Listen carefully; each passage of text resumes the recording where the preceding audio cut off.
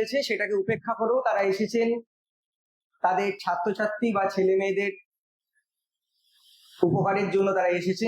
তো আমি সকলকে বিশেষ কৃতজ্ঞতা জ্ঞাপন করি। আমার একটা কথা মনে হয়, যেটা আমি বলি, দেখো, যে তোমাদের জীবনে বাবা মা এবং শিক্ষক শিক্ষিকা যারা তোমাদের ছোট থেকে পড়িয়েছে তাদের ভূমিকা কতটা গুরুত্বপূর্ণ। আমরা যদি আমাদের মহাভারতের যুগে যাই, সেখানে দেখতে পাই যে দ্রোণাচার্য কিন্তু জানতেন কাকে সে গদা বিদ্যা শেখাবে, কাকে সে ধনুর্বিদ্যা শেখাবে। তুমি ভাবো তো, যদি অর্জুনকে গদা বিদ্যা শেখানো হতো, আর উল্টো করে যদি আমি ভাবি যে ভীমকে যদি ধনুর্বিদ্যা শেখানো হতো, তাহলে কিন্তু হয়তো তারা সেইভাবে সফলতা পেতেন না। তাহলে তারাই বুঝতে পারে, তোমাদের অবশ্যই প্রথম প্রায়োরিটি পাবে তোমাদের অভিভাবক অভিভাবিকারা, তারপরে যারা তোমাদের ছোট থেকে পড়িয়েছে তারাই ঠিক করে দিতে পারবে তোমাদের কোন পথটা সঠিক হবে। এরপর যেটা দরকার, খুব ইম্পর্টেন্ট, তোমরা হয়তো অনেকে এখানে আছো নিট দেবে, অনেকে আছো জেই দেবে। খুব গুরুত্বপূর্ণ বিষয় হচ্ছে আমরা যেটা হতে চাইছি তার সঙ্গে আমাদের প্যাশনটা কতটা রয়েছে, এটা কিন্তু খুব গুরুত্বপূর্ণ।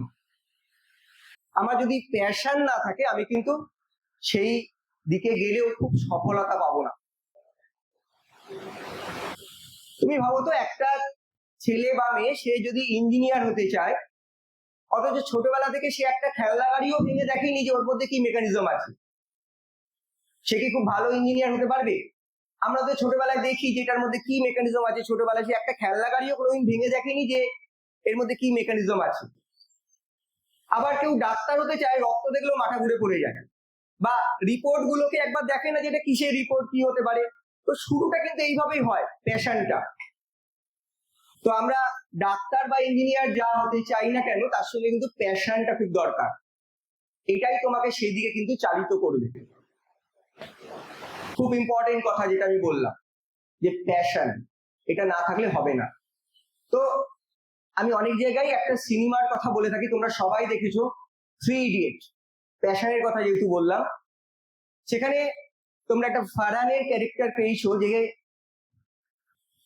তার বাবা মা জোর করে তাকে ইঞ্জিনিয়ারিং এ ভর্তি করেছিল, কিন্তু তার প্যাশন ছিল ফটোগ্রাফি। তুমি ভাবো তো, যদি সে ইঞ্জিনিয়ার হতো, খুব ভালো কি ইঞ্জিনিয়ার হতে পারতো? পারতো না। আবার ওখানে তোমরা র্যাঞ্চোর যে ক্যারেক্টারটা পাও, সে কিন্তু ডিগ্রির জন্য পড়াশোনা করেনি, সে শিখেছে শুধু তার শেখার জন্য। তো আমি একটা কথা বলবো, তোমরা কিন্তু সেই একই কথা তোমরা ভালোবেসে করো, যেটাই ভালোবেসে করবে, প্যাশনেটিকলি যেটা করবে, সেখানেই কিন্তু সফলতা অবশ্যই পাবে। এখানে তোমরা সবাই যোগ্য, সবাই যোগ্য আমি মনে করি, শুধু আমাদের কনসেন্ট্রেট করতে হবে। একটা গল্প বলি ছোট। এক গ্রামে 2 পালোয়ান ছিল। একজনের কাছে একটা ধারালো তরোয়াল ছিল, একজনের কাছে একটা লাঠি ছিল। তো যে তরোয়াল ছিল, তা সে কি করেছিল, ওটাকে, আমার তো তরোয়াল আছে, সেটাকে একটা খাপের মধ্যে করে এক কোণে রেখে দিয়েছিল। আর যার কাছে লাঠি ছিল, রোজ ওটাকে তেল মাখিয়ে মাখিয়ে রোদে রেখে মজবুত করে তুলেছিল। দেখা গেল ওই গ্রামে যখন কিছু দুষ্কৃতির আবির্ভাব হয়, তরোয়ালের যখন খোঁজ পড়ে, তরোয়ালধারী পালোয়ানের যখন খোঁজ পড়ে, তরোয়ালটা যখন বার করা হয়, দেখো মরচে পড়ে গেছে। তখন ওই লাঠিটাই কিন্তু বেশি কার্যকরী হলো। তো আমি এটা দিয়ে এটাই বোঝাতে চাইছি যে কারোর একটু মেধা কম হতেই পারে, কিন্তু প্র্যাকটিস করলে আমরা কিন্তু যে কোনো কারোর থেকে ছাপিয়ে যেতে পারি। তোমরা পারবে, অবশ্যই পারবে, সেই বিশ্বাসটা কিন্তু রাখতে হবে। দেখো, প্র্যাকটিস করলে আমরা আরেকটা গুরুত্বপূর্ণ জিনিস, যেটা তোমাদের খুব গুরুত্বপূর্ণ এই কম্পিটিটিভ এক্সামে, তোমরা জানো এই পরীক্ষাটা যেটা তোমরা দিতে চলেছো, এটা কিন্তু কোনো ইভ্যালুয়েশন নয়। এটা কিন্তু তোমরা পরীক্ষাটা অলরেডি যেটা দিয়ে এসেছো সেটা ইভ্যালুয়েশন। সেখানে দেখবে একাধিক জন সেকেন্ড হতে পারে, থার্ড হতে পারে, কিন্তু এটা এলিমিনেশন। এখানে কিন্তু প্র্যাকটিসটা খুব ইম্পর্টেন্ট। এবং সব কোশ্চেন যে আমায় করতে হবে এমন কিন্তু নয়, আমাকে ছাড়তে শিখতে হবে। তুমি স্যার আমাকে শেখাতে এসেছেন, ছাড়তে শিখতে হবে, মানে ব্যাপারটা কিরকম দাঁড়াবে? হ্যাঁ বাবা, ছাড়তে শিখতে হবে। একজন সুদক্ষ ব্যাটসম্যান জানে কোন বলটা সে খেলবে, কোন বলটা খেলবে না, কোন বলটা সে আউট হয়ে যেতে পারে। তার মানে কি, সে দীর্ঘ অধ্যাবসায়, দীর্ঘ প্র্যাকটিসের মাধ্যমে সে জেনেছে এই বলটা তার ক্ষেত্রে হিতকর নয়। তাহলে আমাদের প্র্যাকটিস কিন্তু যে কোনো কাউকে এগিয়ে নিয়ে যেতে পারে। যাই হোক, আমি সবাইকে আবার আগামী দিনের জন্য শুভেচ্ছা জানিয়ে আমি আজকের পর্ব শুরু করব। তো আমরা এখানে যেটা মূল উদ্যোগ নিয়েছি, কিছু কোশ্চেন দেখেছি। এবার তোমরা নিশ্চয়ই জানো যে কিছু কোশ্চেন দেখা মানে সেগুলোই যে পরীক্ষায় আসবে এমন নয়। তাহলে তো আমাদের বাজারে প্রচুর বই রয়েছে, 20 বছর 30 বছরে আমরা চেষ্টা করলেই সলভ পেয়ে যাব। তাহলে সেগুলোকে সলভ করলেই আমরা নিট বা জেইই ক্র্যাক করতে পারবো না। তাহলে আমাদের কোশ্চেনের কিন্তু কোনো রিপিটেশনের জায়গা নেই বললেই চলে। কনসেপ্ট গুলোকে বারবার রিপিট হয়, এবং তাই তোমাকে কি করতে হবে, একটা কোশ্চেনকে বিভিন্ন দিক থেকে, বিভিন্ন অ্যাঙ্গেল থেকে ভাবতে শিখতে হবে। এটা কিন্তু খুব দরকার। যে ভাবতে পারবে সে কিন্তু এগিয়ে যেতে পারবে। হয়তো নিট বা জয়েন্ট পেল না, অন্য পরীক্ষায় ভাবতে শিখতে হবে। এখন তোমাদের এআই এর যুগ, তোমরা জানো আমাদের কম্পিটিশন কিন্তু এআই এর সাথে। অথচ এই এআই কেই আমরা কিন্তু আমাদের ভালো কাজেও যেমন ব্যবহার করছি, ক্ষতিও করছি। কোথায় ক্ষতি করছি? একটা প্রবলেম যখন আমরা পারছি না, খুব বেশি সময় দিচ্ছি না। আমরা যেমন আগে যখন এই সিস্টেম ছিল না, তখন আমরা চেষ্টা করতাম, বারবার করতাম, 3 দিন 4 দিন হয়তো সমাধান করতে পারতাম না, কিন্তু আমাদের মস্তিষ্কের বিকাশ করতো। এখন কিন্তু সমস্যা কি, আমরা 2-1 মিনিট না পারলেই দেখে নিচ্ছি। হ্যাঁ, ভালো দিক রয়েছে, আমাদের অপেক্ষা করতে হতো কবে টিচারের কাছে যাব। তাই জন্য জানো, অনেক ভালো এই চিন্তা ভাবনা থেকে অনেক দেশ কিন্তু এআই কে বাচ্চাদের জন্য পুরোপুরি ওপেনিং রাখেনি। তো যাই হোক, আমি বক্তব্যের যে বিষয় হচ্ছে, আজকেও আমরা এরকম কিছু কোশ্চেন দেখেছি বাবা, যে কোশ্চেন গুলো থেকে আমরা কিছুটা আলোকপাত করার চেষ্টা করব। এবং তোমরা নিশ্চয়ই জানো যে কেমিস্ট্রির আমাদের নিট এবং জেইই দুজনের জন্যই খুব গুরুত্বপূর্ণ একটা পার্ট, এবং এটা কিন্তু যথেষ্ট স্কোরিং। যারা ফিজিক্স বা ম্যাথ অন্যান্য সাবজেক্ট থেকে, আমার মনে হয় অনেক বেশি স্কোরিং যদি ভালো করে বুঝে করা যায়। তো আমরা কিছু জায়গা রেখেছি, যে জায়গাগুলো তোমাদের কনসেপচুয়াল জায়গা। আমি আবার বলছি, এই কোশ্চেন গুলো যে কমন পাওয়া যাবে সেটা নয়, এবং এটাও বলছি যে সব যে কঠিন কোশ্চেন থাকে তাও কিন্তু নয়। তোমরা জানো 40% কোশ্চেন অলমোস্ট আমাদের এইচএস কাউন্সিল যে চিন্তা ভাবনা থেকে এমসিকিউ প্যাটার্নের কোশ্চেন, বিশেষত সায়েন্সদের ছেলেমেয়েরা আমার মনে হয় যথেষ্ট উপকৃত হবে। তো সেখান থেকে ভাবনা চিন্তা করে করা হয়েছে। এবং এই এমসিকিউ প্যাটার্নে তোমরা যে পরীক্ষাগুলো দিয়েছো, যেরকম টাইপের কোশ্চেন হয়েছে, তার কিন্তু 40% কোশ্চেন কিন্তু এরকম থাকে, সব সময় কঠিন থাকে না। হ্যাঁ, 60% তো থাকবে একটু কঠিন। কারণ আবারও বলছি, এটা হচ্ছে এলিমিনেশন, এটা কিন্তু ইভালুয়েশন নয় যে আমরা একাধিক জন সেকেন্ড হলো, একাধিক জন থার্ড। তো আর সময় নষ্ট না করে আমরা এরকম কিছু কোশ্চেন আলোচনা করছি। আর যেগুলো আলোচনা হবে না সেগুলো কোথাও না কোথাও হয়েছে, তোমরা রেকর্ডিং পেয়ে যাবে, অলরেডি কাউন্সিল আপলোড করেছে, সেখানে পেয়ে যাবে। তো তোমাদের একটাই রিকোয়েস্ট, এটা কিন্তু ওয়ান ওয়ে হবে না, তোমাদের থেকেও আমাদের অবশ্যই কিছু কোঅপারেশন দরকার, তবেই কিন্তু আমরা এগিয়ে যেতে পারবো। তোমরা কিন্তু অবশ্যই রেসপন্স করবে। ভুল হোক ঠিক হোক, ভাবতে হবে, ভাবতেই ভুল, ভাবতেই একদিন ঠিক ভাববে। তো আমরা প্রথমে এরকমই কিছু সহজ কোশ্চেন রাখি, একেবারেই প্রথমে কঠিন কোশ্চেন রাখবো না। প্রথমে তোমাদের জানা জায়গা থেকে কিছু কোশ্চেন আমরা রাখছি, তারপর আস্তে আস্তে আমরা এগিয়ে যাবো, একটু কাঠিন্যের মাত্রা বাড়াবো। চলো তাহলে দেখি।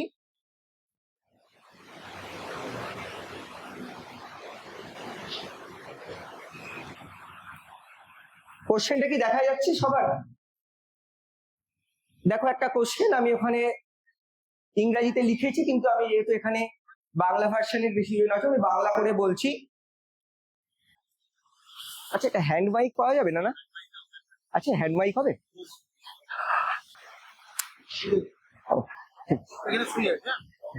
ঠিক আছে, থ্যাংক ইউ।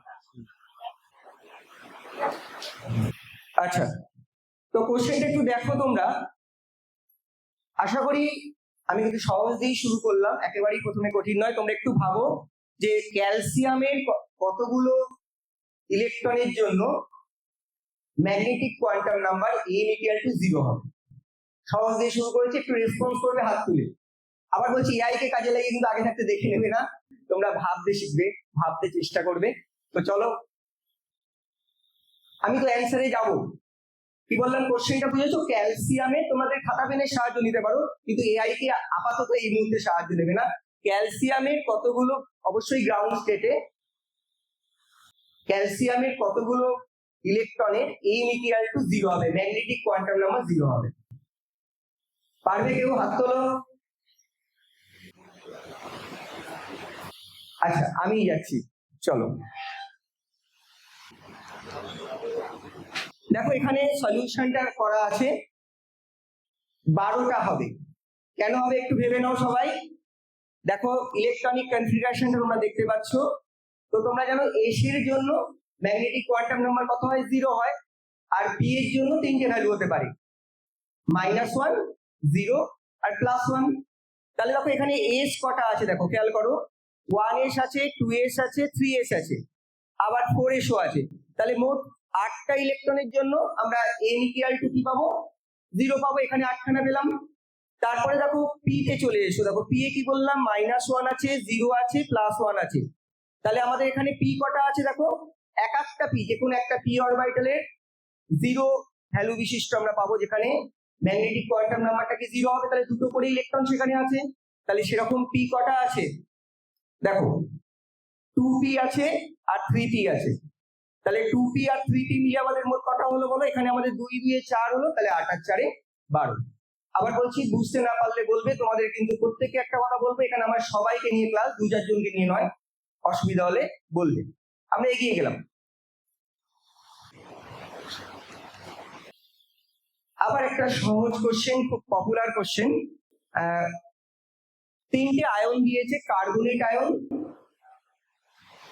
ভুল বললাম, একটা কার্বনেট আয়ন দিয়েছে, কার্বন মনোক্সাইড দিয়েছে আর কার্বন ডাই অক্সাইড দিয়েছে। তাদের মধ্যে বলছে বাবু, কি বলছে কোশ্চেনটা দেখো, বন্ড লেন্থের কথা বলা হয়েছে। তোমরা জানো বন্ড স্ট্রেংথ যত বাড়ে বন্ড লেন্থ তত কি হয়ে যায়? ছোট হয়ে যায়। তাহলে তোমরা কোশ্চেনের অ্যান্সার দেখার আগে তোমরা নিশ্চয়ই একেবারে পরীক্ষার দোরগোড়ায় আছো, তো এগুলো একেবারেই সহজ কোশ্চেন, প্রথম দিকের গুলো তোমাদের কিন্তু প্রেডিক্ট করা উচিত। কোনটা হতে পারে বাবু বলো? আমি আবার বলছি, রেজোনেন্সটার কথা একটু মাথায় রাখবে। তাহলে রেজোনেন্সের কথা মাথায় রেখে বলো যে কোন জায়গায় কি হবে, বন্ড লেন্থটা আমাদের কারেক্ট অর্ডার কোনটা হবে। তাহলে আবার বলছি, আমাদের যত বন্ড স্ট্রেংথ বাড়বে, নাম্বার অফ বন্ড অর্থাৎ বন্ড অর্ডার যত বাড়বে, বন্ড স্ট্রেংথ বাড়বে, বন্ড লেন্থটা ছোট হয়ে যাবে। তাহলে সেটা থেকে একটু বিচার করে কি আমরা ভাবতে পারবো কোন অর্ডারটা হবে? বাবা ভুল বলো না, বলো, হাত তুলে বলো কোনটা হবে, জোরে বলো। সি বলেছি। ও থ্যাংক ইউ। দেখি ওর অ্যান্সারটা ঠিক আছে কিনা। ও বলেছে সি, ঠিক আছে। আচ্ছা চলো দেখি। দেখো এখানে কার্বন মনোক্সাইডের যে রেজোনেটিং স্ট্রাকচার দেখো, তোমরা দেখতে পাচ্ছ দুখানা রেজোনেটিং স্ট্রাকচার হতে পারে। তার মধ্যে ম্যাক্সিমাম কোভ্যালেন্সি যেখানে থাকে সেটা কি হয়, সেটাই বেশি কন্ট্রিবিউটিং রেজোনেটিং স্ট্রাকচার থাকে। লেস কন্ট্রিবিউটিং কোনটা আমি সেটা লিখে দিয়েছি। তাহলে এখানেই দেখতে পাচ্ছ কার্বন মনোক্সাইডের যদি আমি হাইলি কন্ট্রিবিউটেড যে রেজোনেটিং স্ট্রাকচার বা ক্যানোনিক্যাল স্ট্রাকচার ধরি, তাহলে কি হবে বলো? এখানে ট্রিপল বন্ড রয়েছে, তাহলে বন্ড অর্ডারটা আমরা 3 ধরতে পারি। তারপরে দেখো বাবু কি আছে, কার্বন ডাই অক্সাইড। তো এইগুলো তো দেখো আমাদের জানো যে এটা হচ্ছে, এছাড়াও আরো দুটো ফরম্যাটে থাকতে পারে, কিন্তু দেখো ওগুলো হচ্ছে পোলার। তাহলে তোমাদের নিউট্রাল স্পেসিসে কি হয়, কন্ট্রিবিউশনটা বেশি হয় নিউট্রাল স্পেসিসে। তাহলে কি হবে দেখো, আমাদের এখানে বন্ড অর্ডারটা 2 হবে। এবার কার্বনেটে দেখো 3খানা রেজোনেটিং স্ট্রাকচার পাচ্ছি। এখানে বন্ড অর্ডারের হিসাবটা দেখো, উপরে ওটা কেটে গেছে, যাই হোক। তো টোটাল আমাদের যে দেখো রেজোনেট, আমাদের যে বন্ড গুলো থাকছে, টোটাল যে সিও বন্ড দেখো 4খানা সিও বন্ড রয়েছে, এবং রেজোনেটিং স্ট্রাকচার কতগুলো আছে বলো? 3খানা রেজোনেটিং স্ট্রাকচার। তাহলে 4/3 করলে এখানে কিন্তু বন্ড অর্ডার আসবে। বন্ড অর্ডার কিন্তু আবার তোমরা এমওতেও পড়েছো, মলিকুলার অরবিটাল ডায়াগ্রাম, সেখানে bonding minus anti bonding by 2। এখানে কি হবে দেখো, এখানে আমাদের যে টোটাল যে নাম্বার অফ আমাদের দেখো রেজোনেটিং যে স্ট্রাকচার গুলো থাকবে, সেখানে কতগুলো বন্ড আছে এখানে দেখো, খেয়াল করো। দেখো এখানে 4খানা বন্ড পাচ্ছ, প্রত্যেকটাতে সিও বন্ড গুলো যদি মোট 4টে বন্ড, কটা রেজোনেটিং স্ট্রাকচার পাচ্ছ? 3খানা। তাহলে 4/3 1.33। তাহলে বন্ড অর্ডারটা তুমি দেখে নিজেই বুঝতে পারছো। আবারও বলছি, বন্ড যত বাড়ে বন্ড স্ট্রেংথ তত বাড়বে, আর কি হবে, আমাদের বন্ড লেন্থ তত কমবে। তাহলে সবচেয়ে বন্ড স্ট্রেংথ বেশি কোথায় হবে দেখো, সিও তে। তাহলে বন্ড ডিসটেন্স সেখানে সবচেয়ে কম হবে। তারপর দেখো 2 হয়েছে CO2 তে, তারপর হচ্ছে দেখো 1.33। তাহলে বন্ড অর্ডার গ্র্যাজুয়ালি কি করছে, ডিক্রিজ করছে, কিন্তু বন্ড লেন্থ দেখো যদি আমরা বলি তাহলে বন্ড লেন্থ কিন্তু আমাদের গ্র্যাজুয়ালি ইনক্রিজ করছে।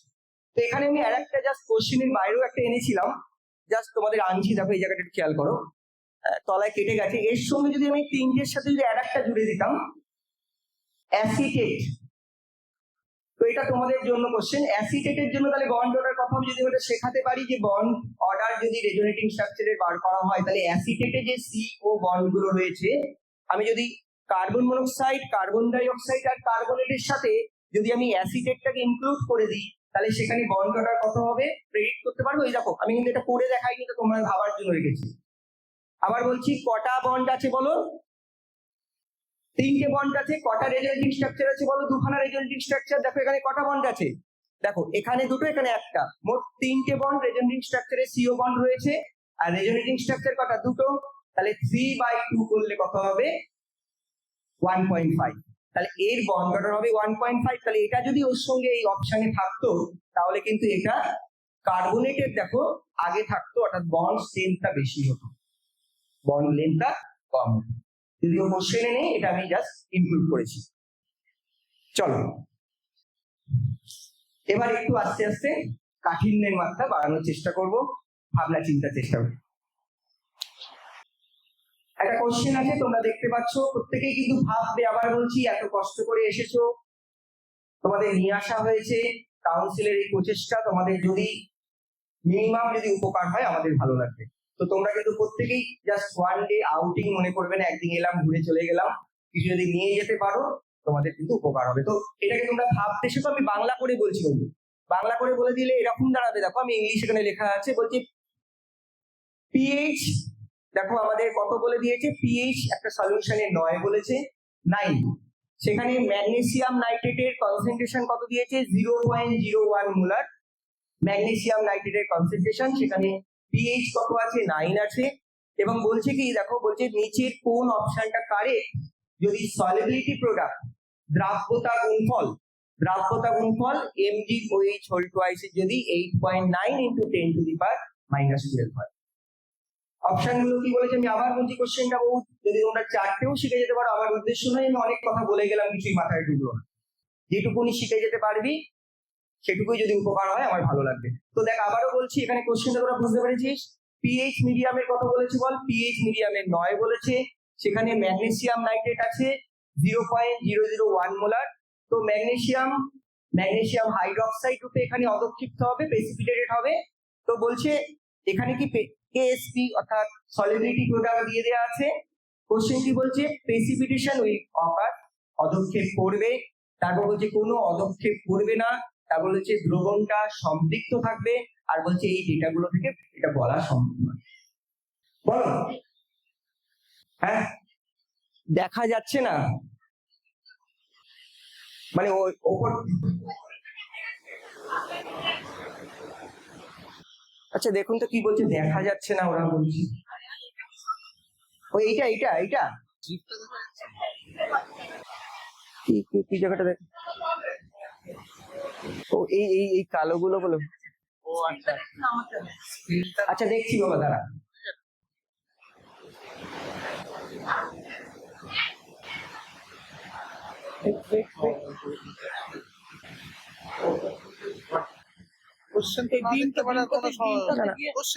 কোশ্চেনটা কিন্তু ওই পজিশন থেকে মনে হয় ওরা কিছুটা কেটে গেছে। ওই পর্দাটায়, পর্দাগুলোতে বোধহয় আটকে যাচ্ছেন, তো উপর থেকে দেখাটা অসুবিধা হচ্ছে। এখানে কিছু ফাঁকা আছে, সবার হবে না, তবু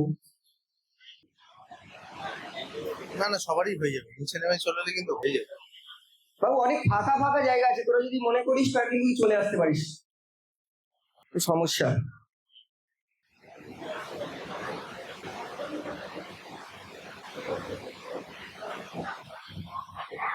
হচ্ছে দেখা যাচ্ছে খানিকটা খানিকটা, ঠিক আছে ঠিক আছে ঠিক আছে ঠিক আছে ঠিক আছে রাখো।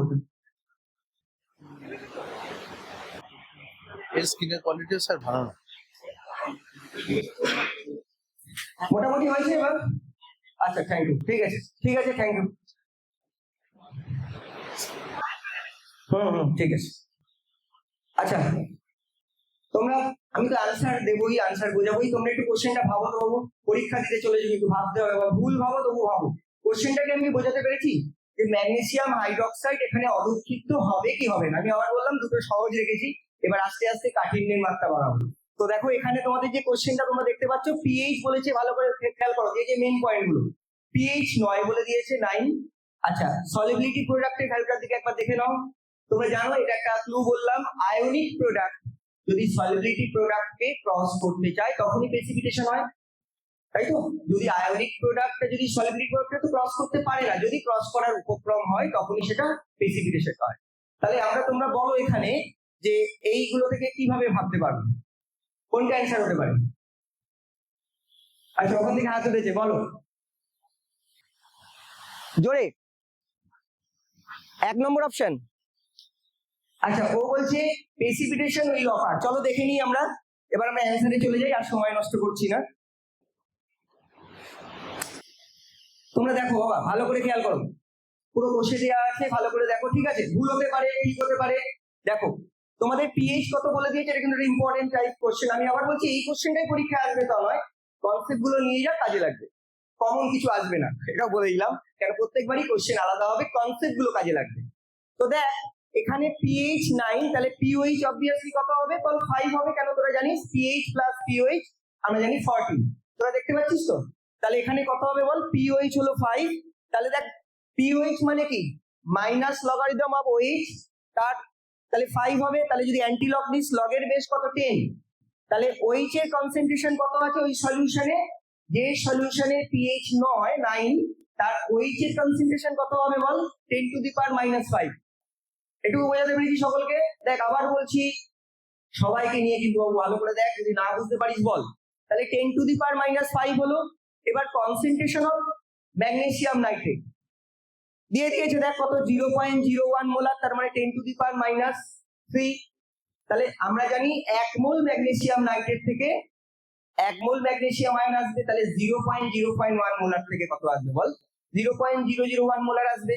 তাহলে ম্যাগনেসিয়াম আয়নের কনসেন্ট্রেশন কত বল? ম্যাগনেসিয়াম আয়নের কনসেন্ট্রেশন কত হলো? 10 টু দি পাওয়ার -3। এবার চলে আয়, আমি আয়নিক প্রোডাক্টটা বার করি। দেখ ল অফ মাস অ্যাকশন, ভর ক্রিয়া সূত্র অনুসারে এখানে দেখ ওএইচ এর মাথায় স্কয়ার হবে, সেখান থেকে দেখ এখানে অলরেডি আমরা Mg2 10 to the power -3, OH এর কনসেন্ট্রেশন কত? 10 টু দি পাওয়ার -5, দেখ পিএইচ এর থেকে পেয়ে গেছি। তাহলে দেখ কত আসছে? 10 টু দি পাওয়ার -13। আর ওদিকে কেএসপি কত বলা আছে? কেএসপি টার জন্য আমরা একটু পিছিয়ে যাই। দেখ সলিবিলিটি প্রোডাক্টের ভ্যালুটা কত উপরে দেয়াই আছে, সলিবিলিটি প্রোডাক্ট কত দেয়া আছে? 10 টু দি পাওয়ার -12, আর এটা বেরিয়েছে 10 টু দি পাওয়ার -13। তাহলে বেশি আছে না কম আছে? আমাদের যে প্রেসিপিটেশন হবে না হবে না? 10 টু দি পাওয়ার -12 বড় না 10 টু দি পাওয়ার -13 বড়? 10 টু দি পাওয়ার -12 টা বড়, তার মানে প্রেসিপিটেশন হবে না। যদি দুটো সমান হতো তাহলে স্যাচুরেটেড হতো, যদি দুটো সমান হতো তাহলে কি হতো বলো?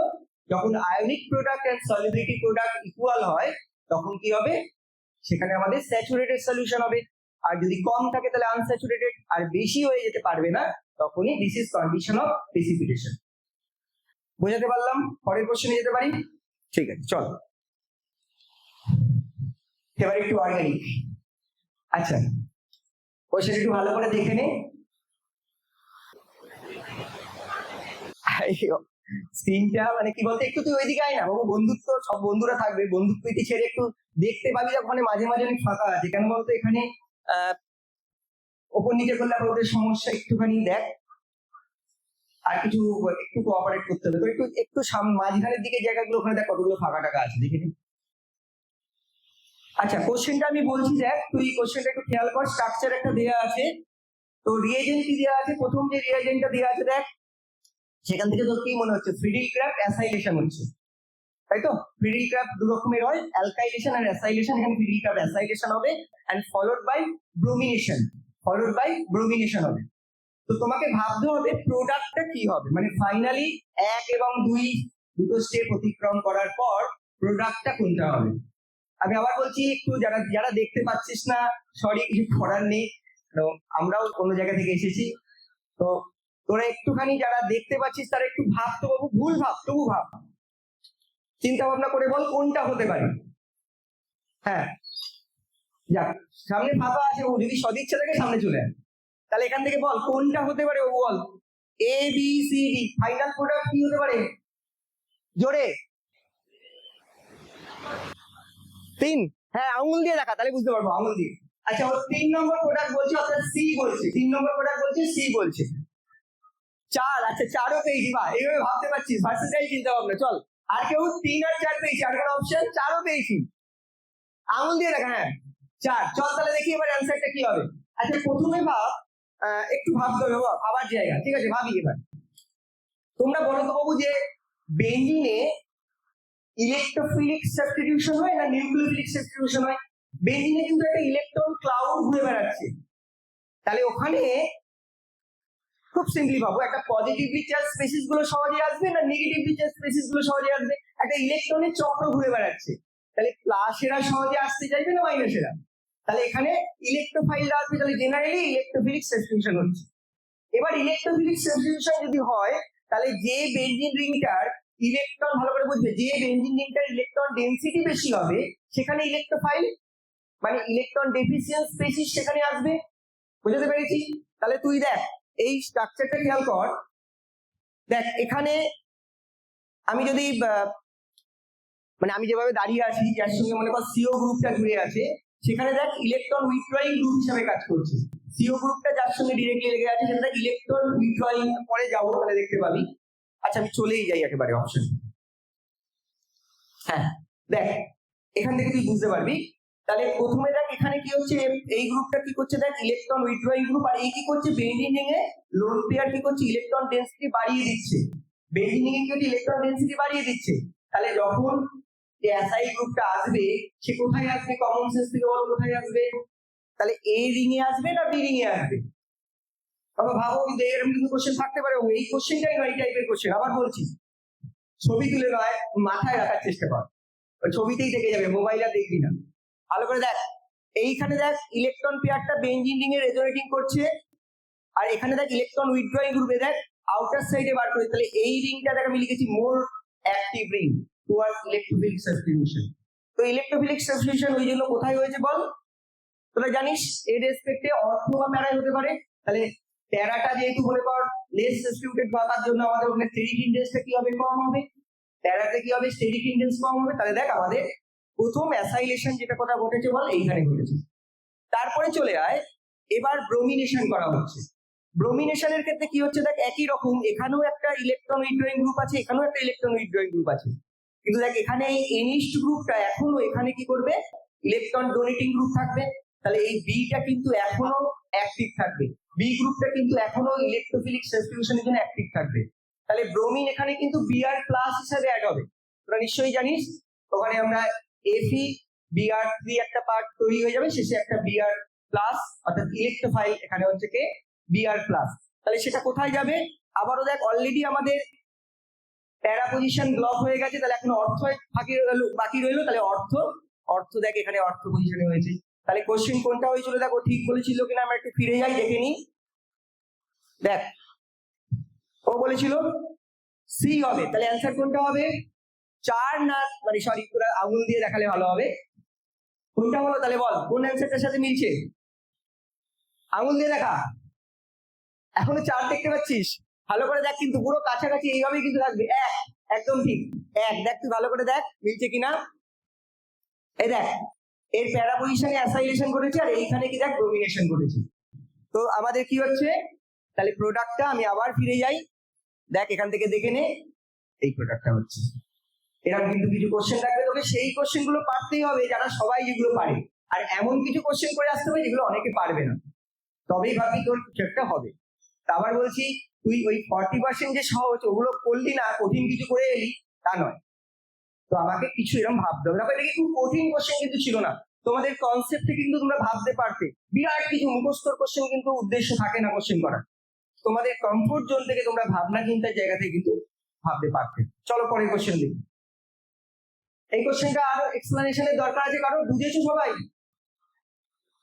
ঠিক আছে, এগোই তাহলে, চলো। এই কোশ্চেনটা একটু দেখো, এটা একটা কি কিসের স্ট্রাকচার? তোমরা জানো কোনো কম্পাউন্ডে যদি অ্যাটলিস্ট একটা অ্যামিন গ্রুপ আর সি ডবল এইচ গ্রুপ থাকে তাকে আমরা বলি অ্যামিনো অ্যাসিড। এখানে দুটো সি ডবল এইচ গ্রুপ আছে, এখানে আমাদের কি আছে, দুটো সি ডবল এইচ গ্রুপ আছে। তো তোমরা আমাকে এই কোশ্চেনটায় যাওয়ার আগে আমাকে একটা জিনিস বলো যে এখানে দেখো তিনটে প্রোটনেটেড অবস্থায় রয়েছে, দেখো এই NH3 যে গ্রুপটা সেটাও প্রোটনেটেড অবস্থায় রয়েছে। আমি কিন্তু আবার বলছি কিছু কনসেপচুয়াল জায়গা তোমাদের জন্য তুলে ধরার চেষ্টা করছি, যদি অসুবিধা হয় আমায় কিন্তু বলবেন। তাহলে দেখো এটাও দেখো একটা অ্যামিন ছিল প্রোটনেটেড অবস্থায় রয়েছে, আর এইগুলোতে অ্যাসিড প্রোটনেটেড অবস্থায় রয়েছে। আচ্ছা তোমরা বলো তো আমাকে বুদ্ধি খাটিয়ে যে কোন H প্লাসটা প্রথম মানে ডিপ্রোটনেটেড হবে, মানে আমি বলতে চাইছি কোন জায়গা থেকে H প্লাস তাড়াতাড়ি বেরোবে। দেখো এটা থেকে তো তাড়াতাড়ি বেরোতে পারবে না, বুঝতেই পারছো এটা একটা stable conjugate acid, NH2 group একটা লোন পেয়ার আছে, সেটা তাহলে কি হচ্ছে, এটা একটা স্টেবল, এ কিন্তু সহজে H প্লাস ছাড়বে না। দেখো ভ্যালু গুলো কিন্তু তাই ডিনোটস করছে, তুমি জানো পিকে যত কম হয়, পিকে যত কম হয় তার অ্যাসিডিক ক্যারেক্টার বেশি হয়, অর্থাৎ আয়নিত হওয়ার প্রবণতা বা আয়োনাইজড হওয়ার প্রবণতাটা বেশি হয়, তাই তো?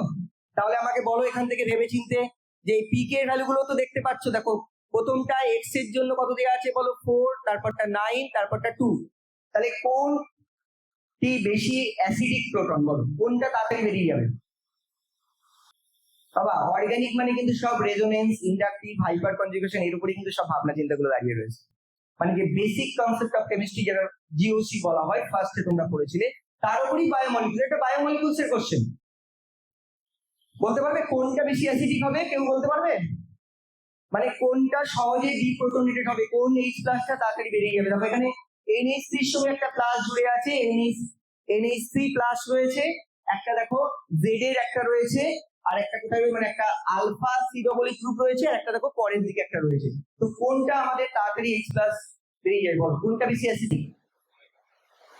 পিকে ভ্যালু গুলো তো দিয়েছে, তোর একটু বুদ্ধি খাটালা, পিকে গুলো দেখ, যত পিকে কম, দেখ আমাদের জেড এর পিকেটা সবচেয়ে কম বলেছে, আবার দেখ ভালো করে, জেড এর পিকেটা সবচেয়ে কম বলেছে, তাহলে ওটা সবচেয়ে বেশি অ্যাসিডিক। কিন্তু আমার প্রশ্ন তোদের জন্য কেন অ্যাসিডিক, এটা তো পিকে এর ভ্যালু থেকে তুই বলতে পারা উচিত, পিকে যত কম হবে তত অ্যাসিডিক ক্যারেক্টার কি হবে, বেশি হবে, পিকে যত কম হবে অ্যাসিডিক ক্যারেক্টার বেশি হবে। তো আমাকে বল যে এইটা কেন বেশি অ্যাসিডিক প্রোটন, বল কেউ পারবি, বল জোরে বল।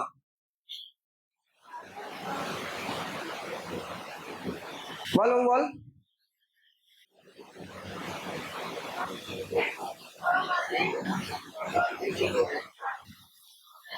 কেন ছাড়বে ও, বলো কেন বেশি অ্যাসিডিক হবে? না পিকে গুলো তো কম, আমি বললাম এটা দেখে ডেটা বলছে যে পিকে কম মানে ওটা বেশি অ্যাসিডিক হবে, কিন্তু কেন হবে বলো, খুব সহজ কিন্তু।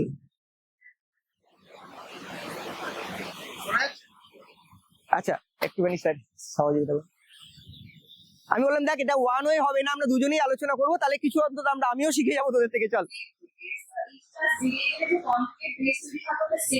কেন স্টেবল হবে? দেখ NH2 গ্রুপ আছে আর NH3 প্লাস আছে, তার মানে কি যদি ইন্ডাকটিভ দিয়েও ভাবিস ও কি করবে, ও টেনে নেবে খানিকটা, মাইনাস আই এফেক্ট দেখাবে, প্লাস ওর মাথায় আছে তাহলে মাইনাস আই এফেক্ট দেখাবে। ঠিক আছে, থ্যাংক ইউ, ওর জন্য একটা হাততালি হয়ে যাক, ভাবনা চিন্তা করেছে, তোমরাও ভাবতে পারবে, চলো থ্যাংক ইউ স্যার।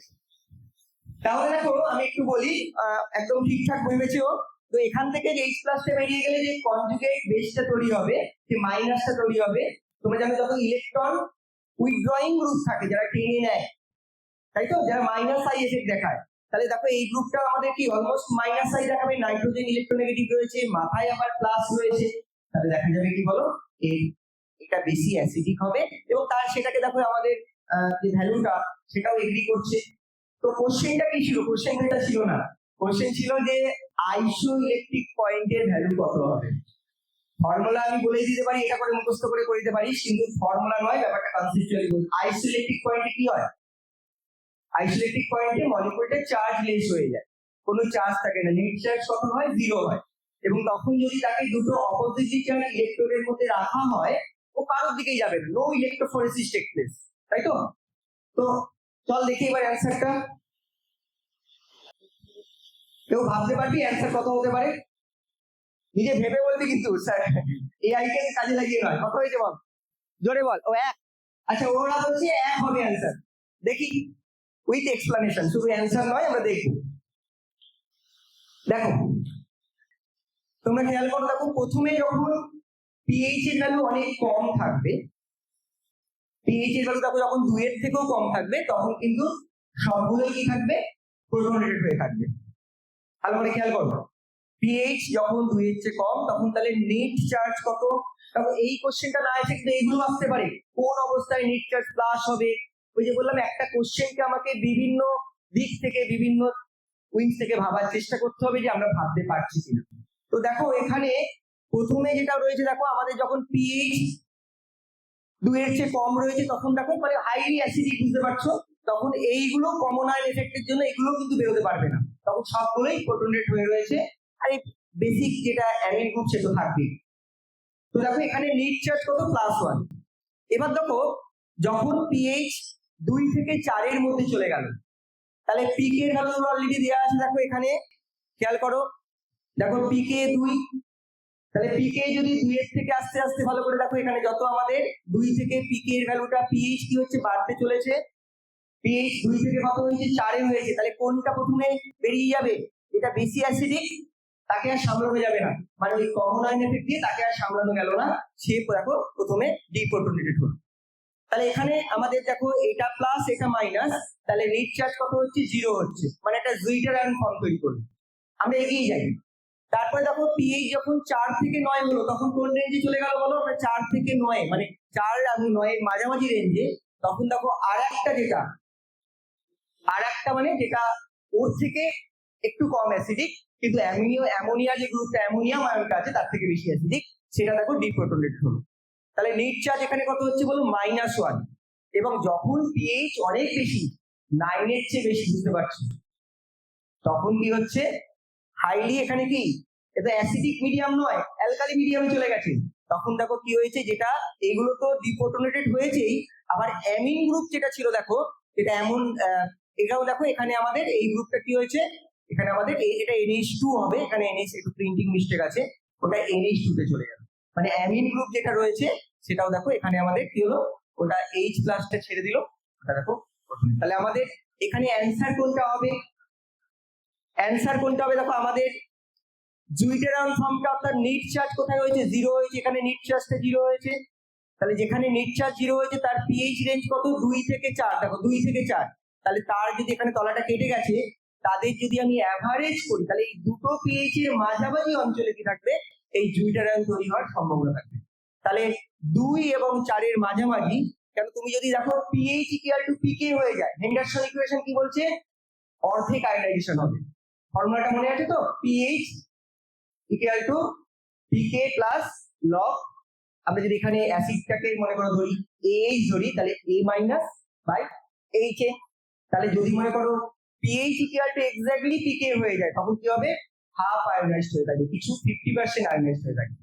তাহলে এখানে আমাদের দুটোর ভ্যালু, অর্থাৎ 2 আর 4 এর মাঝামাঝি যদি অ্যাভারেজটা বার করি, তাহলে আমরা কি পেয়ে যাবো, তাহলে আমাদের যে ভ্যালুটা সেটা আমরা পেয়ে যাবো। যদি দুটোর মাঝামাঝি ধরি, দেখো 2 আর 4 যেটাও বলেছিল 3, তাহলে এই মাঝে কোনো একটা জায়গায় ভ্যালুটা থাকবে, যেখানে ওটা নেট চার্জ কত হবে, 0, এবং কোনো ইলেকট্রোফোরেসিস সেখানে ঘটবে না। তাহলে আবারও বলছি, অ্যান্সারটা তো ভাবা যায়, কিন্তু তার সাথে সাথে আমাদের একটু কনসেপ্ট গুলো বলা হলো। তাহলে অ্যান্সারটা কি হবে বলো, 3, ও যেটা প্রথমেই বলেছিল, আমি একটু ব্যাখ্যা করে দিলাম যাতে এই টাইপের তোমাদের কনসেপ্টটা ক্লিয়ার হয়ে যায়, শুধু অ্যান্সারটা যাতে না, তার সঙ্গে আরো কিছু ভাবতে পারো। চলো দেখি একটা কোশ্চেন, এটা সলিড স্টেটের উপর একটা কোশ্চেন রয়েছে। যদিও তোমরা জানো যে আমাদের নিট বা যেই মেইন যেটা দিচ্ছ, তার উপর কিন্তু আমাদের সলিড স্টেটটা নেই, কিন্তু আমরা যদি যেই অ্যাডভান্সের কথা ভাবি এবং ওয়েস্ট বেঙ্গল জয়েন্টের কথা ভাবি, সেখানে কিন্তু কিছু এক্সট্রা রয়েছে, যেমন তোমাদের সিলেবাসে।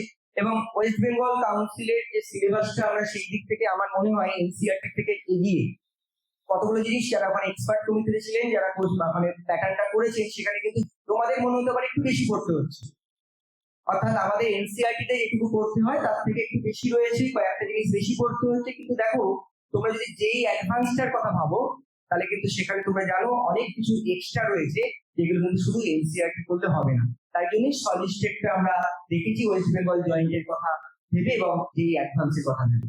তো আমাকে অনেকেই প্রশ্ন করে, স্যার এনসিআরটি টা করবো না আমরা West Bengal board, West Bengal board কিন্তু করতেই পারতো এনসিআরটি বইটাকে পুরোপুরি হুবহু ফলো করতে, কিন্তু তোমাদের যাতে পিছিয়ে না থাকো, আলাদা করে আবার যাতে করতে না হয়, অনেক জায়গায় বিভিন্ন ইনস্টিটিউটে কি করা হয় এনসিআরটি টা পড়ানো হয়, আবার আলাদা করে তাদের অন্যান্য দিনগুলোতে আবার এরকম ভাবে পড়ানো হয় টপিক।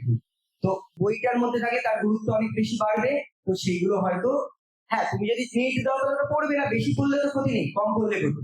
এই জন্য ওয়েস্ট বেঙ্গল কাউন্সিল ভেবে এগুলোকে রাখা হয়েছে।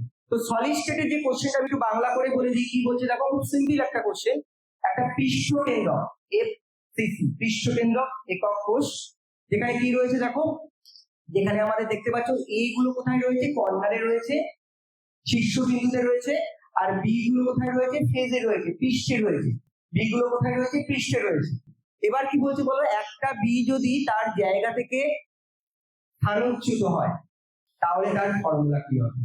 আগে নর্মালটা ভাবো, খুব সহজ কিন্তু কঠিন নয়, একটু ভাবলেই পারবে যে ছেড়ে দিয়ে এটা নেই বলে ছেড়ে দেবো নয়, হয়তো অনেক আগে পড়েছো একেবারে ফার্স্ট সেমিস্টারে, একটু ভাবলেই পারবে। কোশ্চেনটাকে বোঝাতে পেরেছি সকলকে? একটা এফসিসি বা পৃষ্ঠকেন্দ্রক একক কোষ, যার কর্নার গুলোতে কি আছে, শীর্ষবিন্দু গুলোতে আছে এ পরমাণুগুলো, এবং পৃষ্ঠগুলোতে 6টা যে পৃষ্ঠতলে 6টা বি থাকার কথা, একটা বি মিসিং আছে, কোনো ধরো ডিফেক্টেড হয়েছে, তো তার ফর্মুলা, তার মলিকুলার ফর্মুলা কি হতে পারে। এ বি, আর তুই ওইভাবে না বলে ওই 1 2 3 করে বল, তার অপশন গুলো বুঝতে পারবো। 4 নম্বর অপশন বলছে, আচ্ছা 2 অপশন এসছে, 2 পেয়েছি, 4 পেয়েছি, আর কিছু অন্য কেউ? 3ও পেয়েছিস? আচ্ছা না 4 আমি দেখতে পাচ্ছি না 4। চলো তাহলে দেখি 4 আর 2 এর মধ্যে কোনটা হয়, চলো। এ বাবা, তলার অংশগুলো কেটে গেছে, আচ্ছা যাই হোক, তো ছবিটা মোটামুটি রাখার চেষ্টা করেছি। দেখো তুমি নিশ্চয়ই বুঝতে পারছো যে আমাদের একটা বি চলে গেছে, তাহলে একটা বি যদি চলে যায় তাহলে দেখো তোমরা যদি এইগুলোর জন্য, এটা তো শেয়ারিং হবে, 8খানার মধ্যে শেয়ারিং হবে, তাহলে 1 এর 8 ইন্টু 8, তাহলে আমাদের এর সংখ্যা কিন্তু একই রয়েছে। দেখো এর সংখ্যা কিন্তু একই রয়েছে, 8খানা কর্নার, এবং প্রত্যেকটা 8খানা সিমিলার টাইপ কিউ এর মধ্যে ওটা শেয়ারিং হবে, তাহলে 18 ইন্টু 8, তাহলে এখানে একটা হবে। আর দেখো আমাদের যদি আমাদের মিসিং না হতো, যদি আমাদের মিসিং না হতো, বি গুলো যদি থাকতো, তাহলে এক একটা ফেজে কত করে যায় বাবু, দুটোর মধ্যে ওটা শেয়ারিং হয়, তাহলে হাফ করে কন্ট্রিবিউশন হতো, তাহলে এরকম হাফ করে কখনো আছে, 6টা পৃষ্ঠ আছে, তাহলে 6 ইন্টু হাফ 3 হতো। কিন্তু দেখো এখানে হাফ করে 5 ধরেছি, বুঝতে পেরেছো? হাফ করে কেন 5 ধরেছি, কারণ একটা হাফ তো নেই, একটা তো মিসিং হয়ে গেছে, তাহলে কত হচ্ছে বলো, ওখানে রেশিওটা এ হচ্ছে 1 আর বি হচ্ছে 5/2, তাই এদের যদি আমরা রেশিওতে পরিণত করি, একটা যদি ইন্টিজার ভ্যালুতে দিয়ে দিতে চাই, তাহলে 1:5/2, তার মানে 2:5, তাই অ্যান্সার হবে A2B5। বুঝতে পেরেছি সকলকে? বইটা বুঝতে পেরেছো কোথায় ভুল হয়েছিল? চলো এগুলো আবার একটু কঠিন কোশ্চেন দেখি, অনেকেই তো প্রিপারেশন নিচ্ছ, ভাবো এই কোশ্চেনটা একটু ভাবো তো আবার। আমি একটু বাংলা করে বলি কোশ্চেনটা, অনেকেই বেশিরভাগ বাংলা ভার্সন রয়েছে, কোশ্চেন টাইপিংটা ইংলিশে করেছি আমার সুবিধার জন্য, বাংলা টাইপিং অত ভালো পারি না বলে, কিন্তু আমি বলে বাংলা করে বলে দিচ্ছি, টেনশন করার কিছু। তো অবশ্য তোমরা স্ক্যান করে ওখানে বাংলা ভার্সনটাও পেয়ে যাবে। হ্যাঁ দেখো কি বলছে, আমাদের PA নট, বাবু এটা কিন্তু পড়ে এসছো, অর্থাৎ এটা আমার মনে হয় খুব থার্ড সেমিস্টারে ছিল, তাহলে পড়ে এসছো কোনটা বলতে হতো, রাউন্ডস ব্যাপার স্যাপার গুলো, সলিউশনের কোশ্চেন থেকে। তো এটা একটা ভালো কোশ্চেন, তোমরা কিন্তু একটু ভাবো কি বলেছে, PA নট আর PB নট, এগুলো কি, এগুলো হচ্ছে পিওর স্টেটে এ এবং বি এর কি ভেপার প্রেসার, যদি পিওর এ থাকে আর পিওর বি থাকে, তাহলে বিশুদ্ধ এ এবং বিশুদ্ধ বি এর বাষ্পচাপ। PA নটটা কি, বিশুদ্ধ এ এর বাষ্পচাপ, আর PB নটটা কি, বিশুদ্ধ বি এর বাষ্পচাপ। সেগুলো দিয়ে দিয়েছে 108 এবং 36 টন। তারপর কি দিয়েছে, মোল fraction of be in solution, বাবা মোল ফ্র্যাকশন অফ বি মানে দ্রবণের মধ্যে বি এর মোল ফ্র্যাকশন কত বলো, 0.5। তাহলে এটা তো বলা বাহুল্য যে মোল ফ্র্যাকশনের টোটাল কত হয়, 1 হয়, তাহলে মোল fraction of be in solution, বাবা দেখো এটা কিন্তু খুব ইম্পর্টেন্ট কোশ্চেন, এটা একটু ভাবার কোশ্চেন। তাহলে মোল ফ্র্যাকশন অফ বি কত হবে, 0.5, তাহলে মোল ফ্র্যাকশন অফ এ কত হবে, এটাও 0.5 হবে। কেন, দুটো তো মিলে কম্পোনেন্ট রয়েছে এ আর বি, তাহলে এ যদি 0.5 হয়, বি যদি মনে করো আমাদের 0.5 হয়, এও হবে 0.5। কি বার করতে বলেছে? বার করতে বলেছে আমাদের ভেপার, ভালো করে দেখো, ভেপার ফেজে অর্থাৎ বাষ্পীয় অবস্থায় মোল ফ্র্যাকশন অফ এ, এর মোল ফ্র্যাকশন কত হবে, বাষ্প দশায় এর মোল ফ্র্যাকশন কত হবে। ভালো বসে একটু ভাবনা চিন্তা করো, ভাবতে পারবে বাবু? এটা আমি একটা ক্লু দিতে পারি, এটা তোমাদের রাউন্ডস ল আর একটা ল ফার্স্ট সেমিস্টারে করেছিলে গ্যাসে। ওই যে বললাম আমাদের সিলেবাসে অনেক কিছু রাখা হয়েছে। আচ্ছা 4 অপশন পাচ্ছে, দেখা যাক। আচ্ছা 4, আচ্ছা এটা আমাদের রাউন্ডস ল এবং আর একটা ল তোমরা পড়েছো, সেটা হচ্ছে ডাল্টনস ল অফ পার্সিয়াল প্রেশার, ডাল্টনের আংশিক চাপ সূত্র। এটাকে কম্বাইন করে কোশ্চেনটা দেওয়া হয়েছে। একটু ভাবলেই আশা করি পারবে। ওখানে 2 পেয়েছি, আমি জানি না কোনটা ঠিক, 4ও বলছো 2ও বলছো, একটু খাতা পেনের সাহায্য নিতে পারো। আচ্ছা 4 এর সংখ্যা বেশি, বাহ ভেরি গুড। তাহলে এবার আমরা দেখি, হ্যাঁ আর সময় নেই, চলো দেখি। আচ্ছা কেটে যাচ্ছে একটুখানি, যাই হোক আমি একটু বলে দিই, মুখেই বলে দিই। দেখো আমরা সলিউশনে, দ্রবণের মধ্যে আমাদের মোল ফ্র্যাকশন আবারও বললাম বি এর কত 0.5, তাহলে এখানে কাই এ যেটা ধরেছি সেটা অবশ্যই কত হবে, তাহলে কাই এ কাই বিটা আমরা ধরছি সলিউশনের মধ্যে মোল ভগ্নাংশ, দ্রবণের মধ্যে মোল ভগ্নাংশ, সলিউশনের মধ্যে মোল ফ্র্যাকশন। তাহলে একটা 0.5 হলে একটা 0.5 হবে। এবার দেখো এদিকে খেয়াল করবো, এবার প্রথম আমরা প্রয়োগ করছি কার সূত্র, রাউলস ল। তখন দুটো কম্পোনেন্টই ভোলাটাইল হবে, তখন রাউলস ল দুজনের জন্যই প্রযোজ্য হবে। তখন কি হবে দেখো, আমরা রাউলস ল কি বলছে, রাউলস ল বলছে যে যদি মনে করো দুটো কম্পোনেন্ট থাকে, তাহলে এক একটা গ্যাসের পিওর অবস্থায় যে ভেপার প্রেসার হয় তাকে যদি সলিউশনে মোল ফ্র্যাকশন দিয়ে গুণ করা হয়, তাহলে আমরা ভেপার ফেজে দেখো আমাদের কি পাবো, আমাদের ওখানে ভেপার ফেজে আমরা প্রেসারটা পেয়ে যাবো। তাহলে পিএ ইকুয়াল টু, তাহলে রাউলস ল কি বলছে, ভুলে গেছো কদিন আগে বলছে, রাউলস ল কি বলছে যে কোন দ্রবণে উপস্থিত যে সমস্ত কম্পোনেন্ট গুলো থাকবে, যে বাষ্প দশায় তার যে বাষ্পচাপ সেটা কত হবে, সেই বাষ্পচাপের বিশুদ্ধ অবস্থায় তার বাষ্পচাপ এবং দ্রবণের মধ্যে তার মোল ভগ্নাংশে গুণফল, product of the pure state vapour pressure and mole fraction of the solution. এই দুটোকে গুণ করলে আমরা কি পাবো, ভেপার ফেজে যে ভেপার ফেজে যে আমরা মনে করো ওখানে প্রেসারটা সেটা পেয়ে যাবো। তাহলে দেখ এখানে খেয়াল কর কি হয়েছে একটু দেখো, ওটা দেখ 108 দেওয়া ছিল 0.5, ওটা 54 বেরোচ্ছে।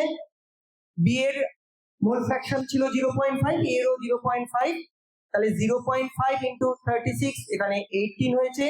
এবার দুটোকে যোগ করলে আমরা জানি পার্সিয়াল প্রেসার গুলো যোগ করলে কি পেয়ে যাই, টোটাল প্রেসার। তাহলে টোটাল প্রেসার কত বল, 72। এবার ডাল্টন আংশিক চাপ সূত্রটা কি বলছে, ডাল্টনের আংশিক চাপ সূত্র বলছে যে গ্যাসীয় অবস্থায় কোন পদার্থের আংশিক চাপ কি হয়, মোট চাপ ইন্টু গ্যাসীয় অবস্থায় মোল ভগ্নাংশ, মোট চাপ ইন্টু গ্যাসীয় অবস্থায় মোল ভগ্নাংশ। তাহলে ভেপার ফেজে, ভালো করে শোনো কথা বলো না, ভেপার ফেজে যে আমাদের গ্যাসিয়াস ফেজ, তোমরা জানো যে ভেপার ফেজে যে আমাদের কম্পোনেন্টটা থাকছে তার যে পার্সিয়াল প্রেসার হবে সেটা কি হবে, গ্যাসিয়াস ফেজের টোটাল প্রেসারের সঙ্গে গ্যাসিয়াস ফেজের যে আমাদের মোল ফ্র্যাকশন আছে সেটা গুণ করতে হবে। তো আমরা অলরেডি কাই দিয়ে ডিনোট করছি সলিউশনের মোল ফ্র্যাকশনকে, মোল ভগ্নাংশকে। তাহলে ওয়াই দিয়ে ওই জন্য ডিনোট করেছি কাকে, ওয়াই দিয়ে আমরা ডিনোট করেছি আমাদের যে গ্যাসীয় অবস্থায় বা গ্যাসিয়াস ফেজে যে মোল ফ্র্যাকশন থাকবে সেটা। তাহলে দেখ খুব সহজ, আমাদের তলায় একটু কেটে গেছে, তোরা তো বুঝতে পারছিস না, তো ওখানে আমি লিখেছি দেখ কোন একটা কম্পোনেন্টের vapour pressure equal to total pressure into gaseous ফেজে মোল ফ্র্যাকশন। তাহলে আমাদের ওয়াই এ ইকুয়াল টু কি হবে, total pressure, Y A equal to একটু কঠিন ভাবতে হবে, ওয়াই এ ইকুয়াল টু কি হবে বলো, পি এ কত বলেছে দেখো, পি এ দিয়ে দিয়েছে 54, আর টোটাল প্রেসার কত দেখো আমরা বার করেছি, দেখো পি এ কত 54 আর টোটাল প্রেসার কত দিয়েছে, দেখো টোটাল প্রেসার দিয়েছে 72, তাহলে 3/4 आंसर হবে 0.75। এরকম কিছু কোশ্চেন কিন্তু পারতে হবে, সবাই যেগুলো পারছে সব করে দিলাম, তাহলে কি ওই যে বললাম এলিমিনেশন, এক র্যাঙ্ক একজনই করবে, কিছু কিন্তু ভাবতে হবে এরকম। হ্যাঁ সহজ থাকবে, সব কঠিন থাকবে না, কিন্তু এইগুলো কিন্তু খুব কঠিন নয়, একটু পড়াশোনা করলে পারবে, খুব ক্যালকুলেশনের কিন্তু জটিলতা নেই। দেখো নেক্সট আবার একটা সহজ কোশ্চেন, ইনঅর্গানিকের কোশ্চেন, এটা আশা করি সবাই পারবে। ডাইবোরেনের structure, banana bond, hydrogen bridge bond, মনে আছে সবার, তো কোনটা এখানে কি বলছে দেখো, এই ক্ষেত্রে বলছে এটা ইনঅর্গানিকের কোশ্চেন, বলছে যে কোনটা সঠিক নয়, এই চারটে যে কথা বলা আছে তার মধ্যে কোনটা সঠিক নয়। আর ইনঅর্গানিকের কোশ্চেন বলো। বাহ, 2, আচ্ছা 2 মানে বি। আর কেউ? এটা কিন্তু সহজ কোশ্চেন, একটু কঠিন ছিল আবার সহজ। ইনঅর্গানিক পার্টটা কিন্তু আমরা অনেকে অ্যাভয়েড করি, ওখানে কিছু কষতে হয় না, ভাবতে হয় না, ডাইরেক্ট অ্যান্সার, জাস্ট তুই ইনফরমেশন গুলো। মানে ইনঅর্গানিক কিন্তু অন্যগুলো করার জন্য তোর টাইম কিন্তু বাঁচাবে, একেবারে ইনঅর্গানিকটা অ্যাভয়েড করবি না, জানি একটু মুখস্থ করতে কষ্ট হয়। বল বাবা। 2 অনেকেই বলছে, তার মানে হয়তো 2টাই হবে। কি বলছে 2 এর অ্যান্সারটা? বলছে যে sp2 হাইব্রিডাইজ। তাহলে চল দেখি, এটা হচ্ছে স্ট্রাকচার। দেখ প্রথমেই তোরা খেয়াল কর যে এখানে মোট ইলেকট্রন কটা আছে। দেখ দেখ প্রথম যেটা বলছে 12 ইলেকট্রন, দেখ এখানে দুটো, এখানে দুটো, এখানে 2 ইলেকট্রন, 3 সেন্টার বন্ড, এখানেও দুটো, এখানেও দুটো, তাহলে মোট আমাদের 12 ইলেকট্রন আছে। সেটা ঠিকঠাক হলো। এগুলো দেখ sp3 হাইব্রিডাইজ, এখানে দেখ লেখা আছে sp2, অলরেডি 2টা বেরিয়ে গেছে। আর কি বলছে যে প্রত্যেকটা pH বন্ড ইকুইভ্যালেন্ট, অবশ্যই ইকুইভ্যালেন্ট। আর কি বলছে এই অ্যাঙ্গেলটা BHB অ্যাঙ্গেলটা বলছে 180 থেকে, কি বলছে বল, 180 থেকে ছোট। অবশ্যই এটা 180 নয়, বুঝতেই পারছিস রেঞ্জ সেট রয়েছে, তাহলে অবশ্যই ওটা মনে রাখবি sp2। এরকম কিছু কোশ্চেন কিন্তু থাকবে যেগুলো পারলে তুই অন্যগুলো, অর্থাৎ যেগুলো ক্যালকুলেটিভ, সেগুলোকে কিন্তু অ্যাপ্রোচ করতে পারবি। ইনঅর্গানিকে কিন্তু একেবারে ভালো লাগে না বলে অ্যাভয়েড করবি। চল, এটা একটা সহজ কোশ্চেন। কি বলছে কোশ্চেনটা, দেখা যাচ্ছে? বলতে কোনটা আমাদের ভিজিবল, যে মানে অ্যাবজর্পশন, অর্থাৎ ইলেকট্রনিক, আর সহজ করে বলি যে আমাদের অ্যাবজর্পশন হবে, লাইটের অ্যাবজর্পশন হবে, অর্থাৎ ডিডি ট্রানজিশন হবে। খুব সহজ কোশ্চেন কিন্তু, কোনটায় ডিডি ট্রানজিশন হবে। তোরা জানিস, আমি একটা ক্লু দিই, ডিডি ট্রানজিশনের জন্য কি থাকতে হয়? দুটো কন্ডিশন বাদে সব জায়গায় ডিডি ট্রানজিশন হবে। এক হচ্ছে হয় একটাও ইলেকট্রন নেই, ডিতে কোনো ইলেকট্রনই নেই, তাহলে ডিডি ট্রানজিশন হয় না, ডি থেকে ডিতে স্থানান্তরণ হবে না। আর যদি পুরোপুরি ফিল্ড থাকে, অর্থাৎ 10টা ইলেকট্রন থাকে, তাহলে হবে না। তাহলে এখানে কোশ্চেনটা কি বলছে একটু খেয়াল কর, বলছে যে কোনটার ক্ষেত্রে আমাদের অ্যাবজর্পশন হবে, মানে ডিডি ট্রানজিশন হবে। মানে বল, সহজ কোশ্চেন, এটা কিন্তু করা উচিত, পরীক্ষা দিতে চলেছিস, খুব একটা কঠিন, এগুলো ভাবা উচিত। 4, যা অনেকেই পারছিস, ভালো লাগলো। চল দেখি এবার এক্সপ্লানেশনটা। ওরা 4 বলছে, মানে ডি বলছে, ডি। চল দেখে নে, এখানে নিশ্চয়ই তোদের পুরো ব্যাপারটা ক্লিয়ারলি বুঝতে পারবি। হ্যাঁ দেখ, ওখানে আমাদের কি আছে, স্ক্যান্ডিয়াম, ওটা হচ্ছে 3d0, মানে d0 সিস্টেম। আচ্ছা, টাইটেনিয়াম +4 স্টেটে আছে, তাহলে ওটাও কি বল, d0 system. Zn2 plus completely field, ওই জন্য তো জিঙ্ক ট্রানজিশন এলিমেন্ট নয়। জিঙ্কের কালার, জিঙ্কের সল গুলো সাদা হয় কেন? কোনো ডিডি ট্রানজিশন হয় না। তাহলে 0 ইলেকট্রন থাকলেও হবে না, 10টা ইলেকট্রন থাকলেও হবে না। তাহলে দেখো আমাদের ক্রোমিয়ামের কি পার্টলি ফিল্ড, ফলে এখানে অ্যাবজর্পশন হবে, অর্থাৎ আমাদের তলার যে মনে করো P2G থেকে এই ডি শেপের মধ্যে আমাদের যে ক্রিস্টাল গিল স্প্লিটিং হয়, সেখানে ডিডি ট্রানজিশন পসিবল হয়। সহজ কোশ্চেন ছিল। নেক্সট, আর একটা সহজ কোশ্চেন, এটা এমনি দেখেই বলতে পারা উচিত। আবার বলছি যে ইনঅর্গানিক, এটা পলিমারের কোশ্চেন। বল, বলছে কোনটা সঠিকভাবে রিপ্রেজেন্ট করছে না, কোনটাকে সঠিকভাবে রিপ্রেজেন্ট করছে না, বল। ওরা কত বলছিস? 4, 3 সি বলছে। কোনটা সঠিকভাবে এই যে পলিমার গুলোকে, যেমন নাইলন 66, টেফলন, নিওপ্রিন, অ্যাক্রিলিক, এগুলোকে সঠিকভাবে রিপ্রেজেন্ট করছে না। এগুলো কিন্তু সহজে পারলে অন্য জায়গায় কিন্তু টাইম বাঁচাতে পারবি। স্ট্রাকচারগুলো দেখ, তাহলে আমরা দেখি, আশা করি বোঝাতে হচ্ছে না। দেখ মনোমার গুলোর স্ট্রাকচার লিখেছি, ওদিকে তোর যে পলিমার তৈরি হচ্ছে সেটা দেখতে পাচ্ছিস। এখানে দেখ মনোমারে 4টে কার্বন ছিল, ওখানে দেখ হঠাৎ করে 5টা কার্বন হয়ে গেছে। দেখ এই জায়গাটাই দেখ, খেয়াল কর, এই দেখ এখানে দেখ একটা CH2, আমি ইচ্ছা করে ব্ল্যাক রেখেছি, দেখ একটা CH2 হঠাৎ করে কি করে বেড়ে গেল। তাহলে এখান থেকে আমরা বলতে পারা উচিত, ক্লিয়ার? তাহলে এটা হচ্ছে আমাদের, সিটা হচ্ছে আমাদের ভুল অপশন। চল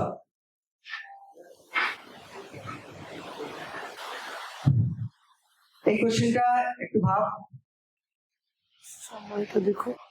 এবার হচ্ছে